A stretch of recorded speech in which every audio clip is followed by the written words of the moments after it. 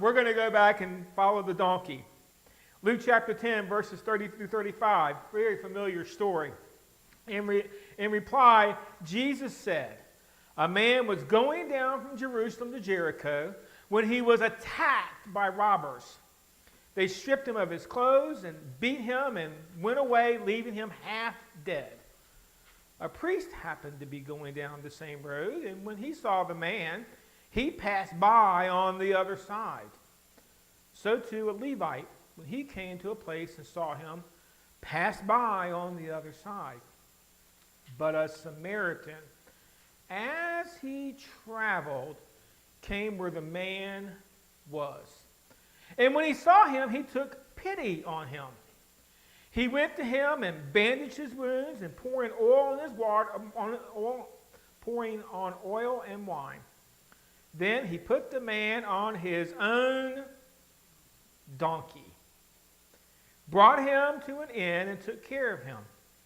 The next day he took out 2 denarii and gave them to the innkeeper. Look after him, he said, and when I return, I will reimburse you for any extra expense you may have.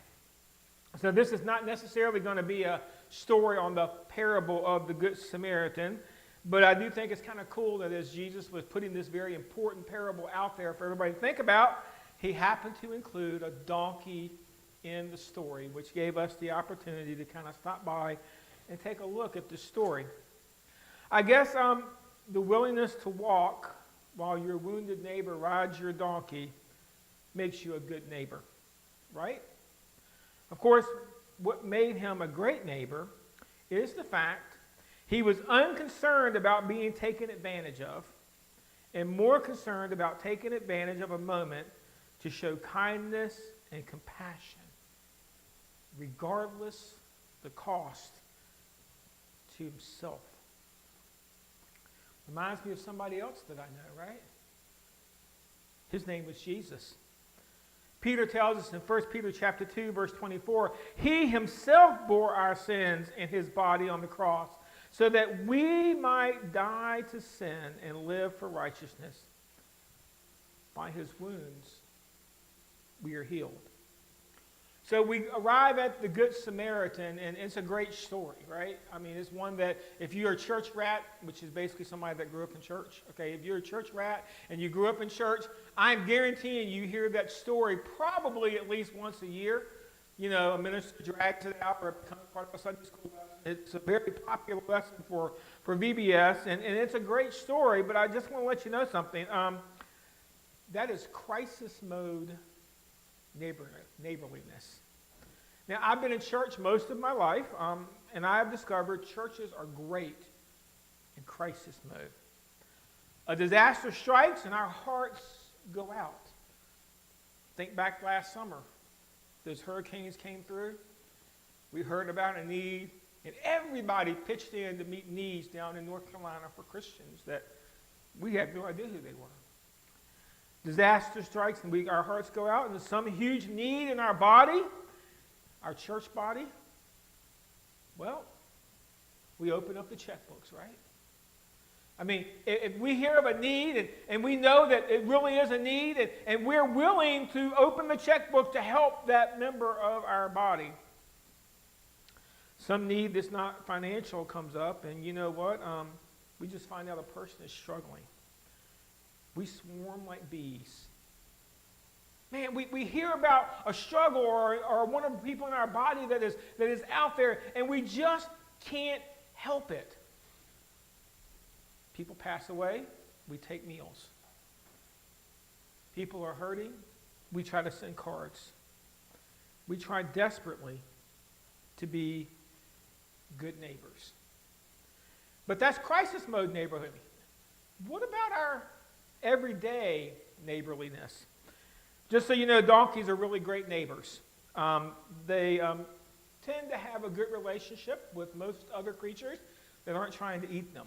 Okay, they're not really fond of being eaten, just so you know. And so, but if you're not eating them, they pretty much will live with anybody. They tend to be very social with other donkeys. I came to Wednesday night study, and Patty had a picture of some donkeys that were roaming the street where they went on vacation. And they were just roaming the street, and they were roaming together because donkeys are social. They don't really want to be all by themselves. They were designed to be together. They look after one another. That's part of who they are. If you're the mama donkey and you have a baby donkey, and you know what? You're not raising that donkey on your own. The entire pack, herd, helps you protect and raise that donkey. And the weird thing about donkeys, we've been over this, they are protectors of flocks and herds. Even if the flock or the herd that they're living among isn't more donkeys. If they're living with a bunch of cows, the cattle becomes their family. If they're living with a bunch of sheep, the sheep become their family. They tend to go into a situation, and whoever they hang out with, that's who family is. And that maybe puts them kind of more like a church than we think, right? I mean, isn't that kind of the philosophy about the church? You are my church family is what we call this. And to my knowledge, I don't think I'm physically related to anybody except for my wife and my sons. So we're not blood kin, but I consider you my family. So that's the donkeys. The problem is when it comes to us, things work a little bit different, right? Because I'm not a donkey. Sometimes I can be stubborn as a mule, but I am not a donkey. And so as a person, what happens when my neighbor lets me down? What about when my neighbor's actions receive praise while mine seem to go unnoticed? What about when my neighbor hurts me? Or my neighbor wronged me? How about when I hurt my neighbor? Or what about when I just don't like my neighbor? We just don't seem to be eye to eye on anything. Matter of fact, maybe they even get on my very last nerve. Now it becomes a lot harder, right? Because we're not talking about a person that's bleeding and dying on the side of the road. We're not talking about a crisis. We're talking about every single day, the people that I interact with that are my neighbors. How do I live with them? Because these questions are real questions, and they tend to tear us apart, divide us, cause us to argue, cause us to split apart, and honestly, it cause us not to be very neighborly. So today, we're going to look at 5 donkey laws. Now, here's what I mean by a donkey law. This was a law that was handed out to the nation of Israel, and all 5 of them talk about a donkey. Okay? And so there are 5 donkey laws for neighborly living. So let's get started. How about we just start right with the big one, right at the beginning? No coveting allowed. Exodus chapter 20, verse 17 says, "You shall not covet your neighbor's house. You shall not covet your neighbor's wife, or his male or female servant, his ox or donkey, or anything that belongs to your neighbor." So covet is one of those things that we kind of confuse what it is. So again, good dictionary definition. Covet is just an excessive obsession, desire to possess what belongs to another. And when we begin to talk about covet, there are 2 basic emotions that run beneath coveting, and the first one is lust. Now, usually we talk about lust from a sexual aspect, but lust really isn't about sexual aspect. It is about the idea of intense longing, or the word craving. That means I can actually lust after a hamburger, which I have done in my life, okay? I can lust after a nice big juicy steak, which I have done in my life. In other words, I just want it, and I have to have it, and I don't have one in mind, and I start thinking about, I want. Of course, lust conflicts with our interest with our neighbor when we get into the idea of envy, which envy is just painful or resentful awareness of an advantage enjoyed by another, joined with a desire to possess that same advantage. So I'm looking at you, I want a steak, you have a steak. I'm envious because I like steak, right? You have something that I want, and I begin to look at that and say, well, I want it. And now I found the solution on how to get what I want, right? That's called covet. Now, doesn't matter whether or not I actually went and took your steak off your plate, which would have been an interesting thing, right? I just walked over, hey, thanks, this is mine. You can order another one, right? That's not what covet is. Covet is I just began to say, you have it, I want it, and I'm envious because you have it. And well, that starts out the idea of coveting. It's important to remember that the command lists relationships and possessions, right? Donkeys, wives, servants, what have you. But it could also be social status or praise. You could be looking at somebody else and saying, man, they're getting all the attention. They're the person that everybody, I want that. You can actually covet those same things. It's a powerful enemy against neighborly living. Did you know coveting actually was a big part of the original sin? Think about it. God created the tree of knowledge of good and evil. He created all the other trees, and he looked at Adam and Eve and said, I tell you what, you can eat of all the other 50,000 varieties, or just stay away from this one. This one is mine. And when the snake showed up and Satan possessed the snake, it's not like the snake started out saying, doesn't that fruit look yummy? Because they're like, no, that's not going to cut it. Now, eventually she got to that point, and eventually Adam and Eve both got to that point. But you understand, he started off with, let me tell you why God doesn't want you to have that. He don't want you to have that because he knows if you have that, then you'll be just like him. Ooh, and there's the covet. I want what God has. I want to have the knowledge that God has. I want to have all the stuff that God has. I want that. And now with that coveting in place, now we look at the fruit and be like, you know what? That kind of looks yummy. Man, wouldn't that taste good next to my steak? And they reached out and they took the fruit and they ate. That's coveting. That's how it gets started. So as we begin to talk about this idea of coveting, you need to understand what happens. As I began to covet, I began to figure out how can I get it, right? And then once I began to figure out how to get it, it means I have to take the focus off myself and tear somebody else down. James chapter 4 verse 2 talks about this in a church setting. You desire, there's the covet, but you do not have. So you kill. You covet, but you cannot get what you want, so you quarrel and fight. You do not have because you do not ask God. And I didn't figure this one out. You know why I don't usually ask God why when I'm coveting to give me what I want? Because I know exactly what God's going to tell me. You don't need it. No. I'm not going to give you that. Because it's going to become a stumbling block between me and you. Therefore, in our coveting relationship, we must remember the Jesus treasure rule. Store up for yourselves treasures in heaven where moths and vermin do not destroy, and where thieves do not break in and steal. You know what? When I think about all the things that I want, I may never have what my neighbor has. My house may not be as big. My car may not be as great. But you know what? God has blessed me a lot. And what I do have, I should be putting to work for his kingdom. Because that solves my coveting issue. So no coveting, and take responsibility is our next law. Exodus chapter 21, verses 33 through 34. If anyone uncovers a pit or digs one and fails to cover it, and an ox or a donkey falls into it, the one who opened the pit must pay their owner for the loss and take the dead animal in exchange. So please note, the person dug a pit, and he wasn't trying to trap a donkey. He had no intentions of hurting this donkey.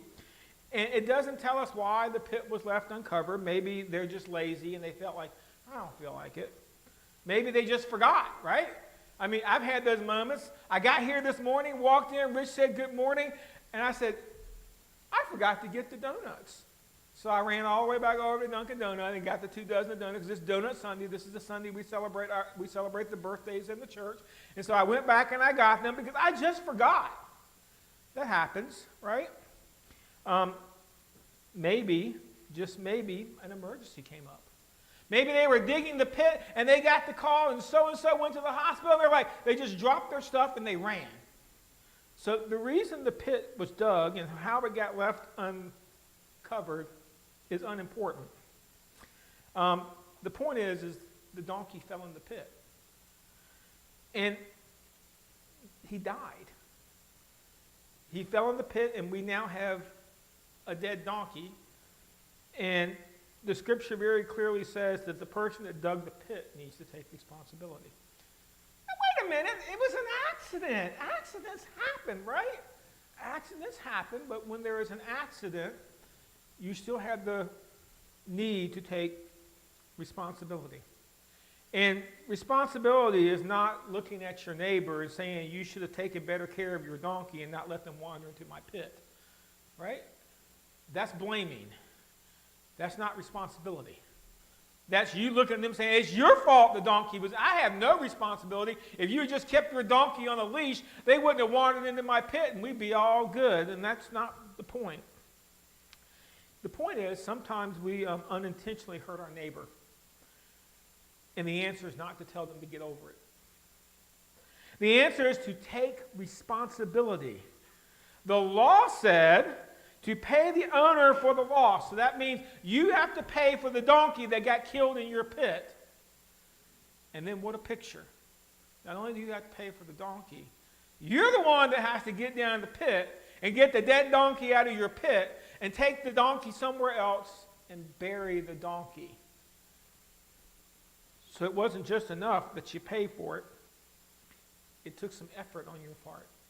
That is, if you want to be a good neighbor. I guess I could have just handed them some money and said, you take care of your own donkey. But no, that's not responsibility. And please note, sometimes you just can't fix it. And we're going to discuss that in just a moment. But our third law is make restitution. Exodus chapter 22, verse 4. If the stolen animal is found alive in their possession, whether ox or donkey or sheep, they must pay back double. All right, now I've got your attention because we're talking about paying double for something. And the important thing to remember is, please notice, it did not say you stole a donkey. It merely says that you were found in possession of a stolen donkey. Also, please notice, the donkey is still alive. Okay, so we're not talking about a dead donkey here. We're talking about a donkey that is still alive. And so it was just give them the donkey back, right? No harm, no foul. Your donkey got stolen. Okay, yeah, I was in possession with it. You just take the donkey and we're all square until you start reading the law. Because the law says, I'm supposed to pay double for that donkey. Why? That makes no sense to me. Why am I supposed to pay? I didn't steal the donkey. Well, you get what happens, right? Like responsibility, the issue forces you to look out for your neighbor. If I know my neighbor's donkey is stolen, and suddenly I'm walking down a back alley and there's a really good donkey deal out there for sale, then don't you think I should stop for a moment and say, that donkey looks sort of familiar. I believe I've seen that donkey somewhere. Where did you find this donkey? And in that moment, we can look out for our neighbor, right? Of course, the easy thing would be to turn a blind eye to it and say, oh, all donkeys look alike, right? So I can buy this one, and he's 50% off, so I can take some of the money I saved and give a little money to God, right? And so I'm getting a good deal, and then when we find out it's my neighbor's stolen donkey, well, now we have a problem, because if I get caught, it isn't going to cost me just what I paid for the donkey. It's going to cost me what I paid for the donkey doubled. It puts the responsibility on us. And that is kind of the focus of all of these laws. Being a good neighbor is not about being nice, okay?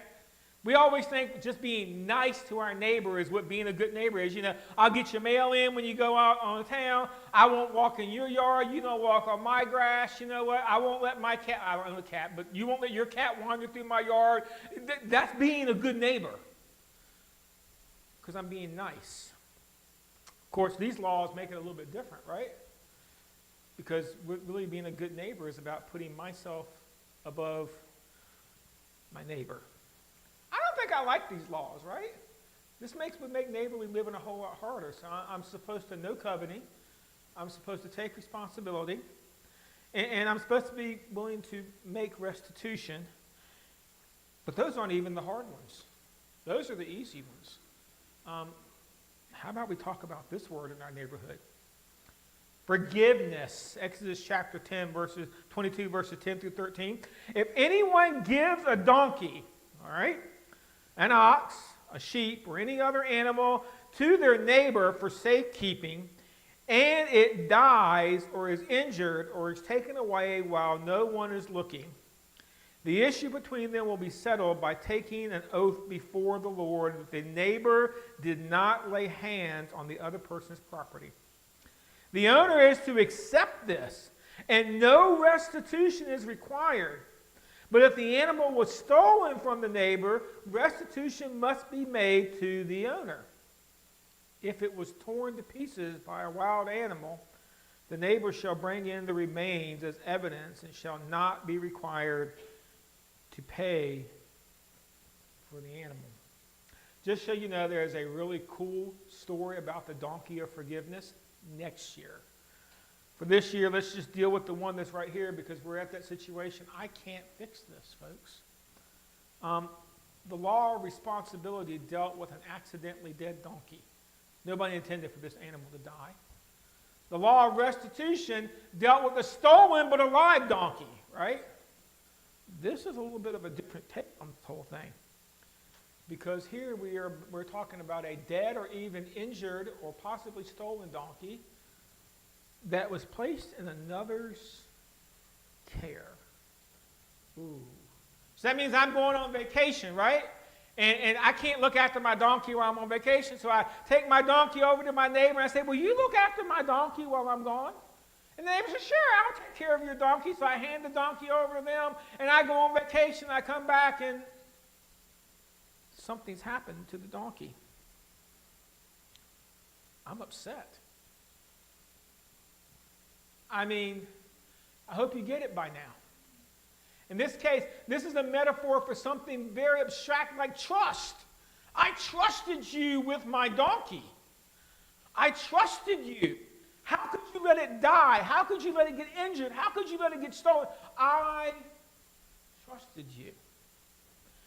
And at that moment, we have stepped out of this idea of all of the other things, except for do know that restitution clause is still in effect. In other words, if the donkey's still alive and just got stolen and they find the stolen donkey, you're still responsible to pay double for losing that donkey in a theft. But that's the law of responsibility, also the law of restitution. So this just can't be. I think I'm behind in my slides. Nope. Okay, here we go. I'm back where I'm supposed to be now. Sorry. All right, so in this case, it just can't be undone. You have to take responsibility. You have to do the restitution for it. You have to do the things that you need to do, but you understand the person that takes offense takes the responsibility. So in other words, I am responsible, so I can't just say, oh, well, that's all it is. I'm sorry I lost your donkey. I can't move on. But at the end, the person that lost the donkey, they're going to have to forgive. Did you notice what they did? They went through a process. They went through the thing. They came and they searched to make sure you weren't hiding the donkey on your property. They did a search to find the donkey to see if it was stolen. And then they went out in the woods and they said, okay, did we find a corpse? Maybe it wandered off and a wild animal killed it. But once you have proven that the neighbor did not purposefully injure or lose your donkey, now you have to forgive them. And that's hard. Because when I have to forgive somebody, I hate to tell you this, things are never going to be the same again. They aren't. Every time I see you, I can forgive you, but you think I'm going to loan you trust you with a second donkey? They're never going to be the same again. Nowhere does it say, as the person that has to forgive, that I'm going to forget. You know why? I can't do it. I can want to. I can forgive you, but the idea of forgive and forget is not biblical in the way that we think about things. You just have to forgive. And I guess the question is why? They should have taken better care of what I gave them. Because you've been forgiven. Bear with each other and forgive one another. If any of you has a grievance against someone, forgive as the Lord forgave you. I forgive you because I am forgiven. Jesus tells a whole other parable about this, about a guy that couldn't forgive a little bit, even though he's been forgiven much. The Lord's Prayer, forgive us our debts. What's the condition clause at that? As we forgive debts of others. Okay, so no coveting, take responsibility, provide restitution, and if I have to, forgive. You know I haven't even gotten to the hardest one yet? It's that fifth law that's the doozy. Because the fifth law says, I have to love my enemy. Exodus chapter 23, verse 4 and 5, if you come across your enemy's ox or donkey wandering off, be sure to return it. If you see the donkey of someone who hates you falling down under its load, do not leave it there. Be sure to help them with it. Wow. And as I look at this, I realize there are just people in this world that we're just not going to get along. I hate to use the word enemy, but I'm sure I have a few in my life because I can be an obnoxious person, and I'm sure there are many people I've gotten on their very last nerve, and you know what? They've gotten on my very last nerve. There are others that if you leave me in a room with them in a confined space with them for very long, something bad is going to happen. Okay? It's not that we just don't do things. Maybe we just have a difference of views or opinions. Maybe we have some kind of history that while I have forgiven, it just makes things complicated. Maybe again, it could just be a personality conflict. You know what? We just don't see things the way we should, and we drive each other crazy. The point is, I don't have a good relationship with these people. So I'm walking down the road, and I see their donkey wandering. I'm just going to say, no. I'm supposed to stop what I'm doing and go and find and get their donkey, leash it up, and take it back to them. If I'm wandering down the road and they've been in an accident, they should have been nicer to me. Oh, no. It says you're supposed to stop and, like the Good Samaritan, help them. You see, just because we're not going to be buddies doesn't mean that we're not neighbors. And the other thing is, well, I'm still supposed to be concerned about you. I'm still supposed to help you. This is the entire point why Jesus picked the Good Samaritan in his story. Because I have no other way to say this. When the Jews looked at Samaritans, they were a bunch of half-breed people that didn't belong in their land. And they wanted to get them out because that was their land. Wow. And he's the hero of the story. We may not like each other, but I'm supposed to love you just like God loves you. Isn't that what Jesus says? Love your enemies, right? So I guess I should ask myself a very real question. Am I my brother's donkey's keeper? Now, I'm sure you recognize that verse, that little statement. This was off of a sermon series that Rich did last year. I'm in Luke chapter 10, verse 27. He answered, love the Lord your God with all your heart, with all your soul, with all your strength, with all your mind, and love your neighbor as yourself. I want you to make sure you see the word that I highlighted. It's an and not an or. So it's not love the Lord your God with all your heart, all your strength, all your mind, all your soul, or love your neighbor as yourself. It's an and, which just means that they are intertwined and connected. Therefore, if I'm doing part A, part B should be a natural consequence. So that means if I can't love my neighbor as myself, the issue isn't my neighbor. The issue is I'm not loving the Lord my God with all of my heart, all my mind, all my strength, and all of my soul. The issue is I have a disconnect. See, when you read this whole story of the Good Samaritan, it comes down to who is my neighbor. And the important thing to know is this man was a lawyer.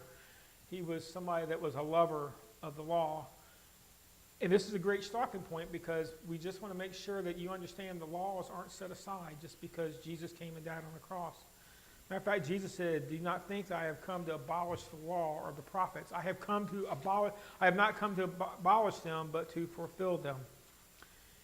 And it's also good for us to remember that we are God's neighbor, and when he was coming to us and going to that cross, he demonstrated what it meant to be a God-like neighbor. I guess metaphorically speaking, he put us on his donkey. He carries us all the way with our brokenness, unconcerned about what it cost him. Because what it cost him was his life. And when this man was beginning to have this discussion, he finished it, and then Jesus said, do you get it? The man said, yeah, I get it. The Samaritan's my neighbor. Jesus' simple answer for the man in us is, do this and you will live. And I just want to make sure you do see the commandment clearly. Love your neighbor as yourself. We're not supposed to just like them or feel sorry for them or even tolerate them. That's the word that we like to use these days. Oh no. I'm supposed to love them. How am I supposed to love them, you might be asking? How about John chapter 15, verses 12 through 17? My command, this is Jesus speaking, is this. Love each other as I have loved you. Oh, wait a minute. I'm already not liking this. Greater love has no one than this, to lay down one's life for one's friends. You are my friends if you have done what I command. I no longer call you servants because a servant does not know his master's business. Instead, I have called you friends, for everything that I learned from my Father I have made known to you. You did not choose me, but I chose you and appointed you that you might go and bear fruit. Fruit that will last. And so that whatever you ask in my name, the Father will give you. This is my command. Love each other. And when I say those words, loving means that I am not waiting for an opportunity to show Christ, but instead I am looking for an opportunity to look out for my neighbor's donkey. Wow. How many of our world problems would be solved if we just applied these 5 laws? See, maybe if I follow the donkey and I apply the laws, maybe I would get a chance to show Christ to them. That's pretty cool, don't you? The question is, are you willing to follow the donkey? So earlier today, we sung a song, People Need the Lord. It's a little chorus that's in your hymnal. If you turn to the page that's listed there in your bulletin, you'll see it's not very long. Did you know it had verses? I'd like to, for my conclusion today, read you the verses of the song of People Need the Lord. Here they are. Every day they pass me by. I can see it in their eyes. Empty people filled with care, headed who knows where. On they go through private pain, living fear to fear. Laughter hides their silent cries. Only Jesus hears. Second verse reads, We are called to take his light to a world where wrong seems right. What could be too great a cost for sharing life with one who's lost? Through his love, our hearts can feel all their grief they bear. They must hear the words of life. Only we can share. Folks, we're in a world that has basically abandoned the idea of compassion. And where is that compassion supposed to come from? It's when we begin neighborly living. It's when we choose to follow the donkey.